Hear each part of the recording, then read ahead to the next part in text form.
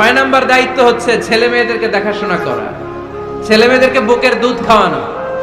অনেক মা আছে ছেলে মেয়েদেরকে বুকের দুধ খাওয়াতে চায় না, আসলে নাই? হ্যাঁ, ডানু খাওয়ায়, ডানু। আর কি খাওয়ায়? হ্যাঁ, মিল্ক ভিটা আর নিডো, নেসলে, সেরেলাক আর হ্যাঁ বায়োমিল্ক। মাশাআল্লাহ, অনেক নাম জানেন তো আপনারা। মেডিকেয়ার।